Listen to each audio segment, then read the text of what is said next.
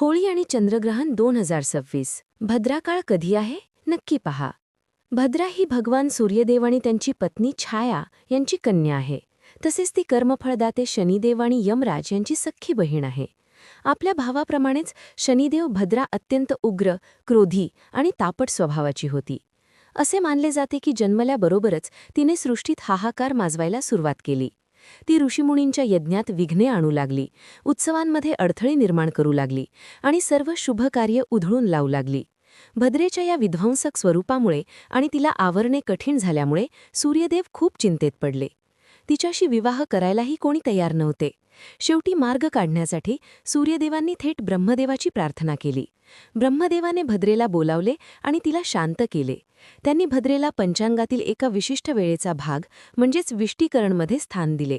ब्रह्मदेव तिला म्हणाले, हे भद्रे, आजपासून तू फक्त तुझ्याच काळात म्हणजेच भद्राकाळात वास्तव्य करशील.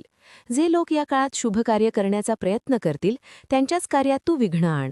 परंतु जे लोक तुझा सन्मान करतील आणि या काळात केवळ ईश्वराचे नामस्मरण करतील त्यांना तू कोणताही त्रास देता कामा नये. म्हणूनच जेव्हा चंद्रग्रहणाला भद्रेचा काळ जोडला जातो तेव्हा त्या काळाला दुहेरी प्रभावाचा मानला जातो. या काळात कोणतेही नवीन किंवा शुभ कार्य म्हणजेच विवाह, वास्तुशांती, नवीन खरेदी करण्यास सक्त मनाई असते. या संपूर्ण काळात केवळ ईश्वराचे नामस्मरण, स्तोत्रपठण आणि दानधर्म करणे हेच अत्यंत फलदायी आणि पुण्यकारक मानले जाते. भद्राकाळ आणि चंद्रग्रहण जेव्हा एकाच वेळी येतात तेव्हा त्या संयोगाला भद्रचंद्रग्रहण म्हटले जाते. हिंदू दिनदर्शिकेनुसार फाल्गुन महिन्यातील पौर्णिमा 2 मार्च 2026 रोजी संध्याकाळी 5:55 सुरू होईल आणि 3 मार्च 2026 रोजी संध्याकाळी 5:07 संपेल. अशा प्रकारे 2 मार्च रोजी होलिका दहन केले जाईल.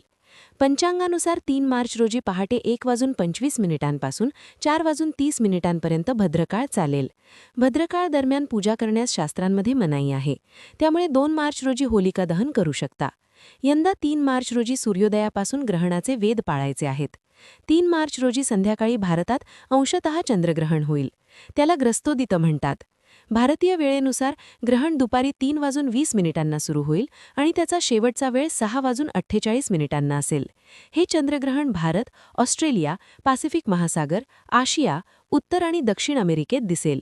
तुम्हाला ही माहिती आवडली असेल तर व्हिडिओला नक्की लाईक करा, शेअर करा आणि अशाच माहितींसाठी आपल्या भक्तिविजय चॅनलला सबस्क्राईब करायला विसरू नका. भेटूया पुढच्या व्हिडिओमध्ये.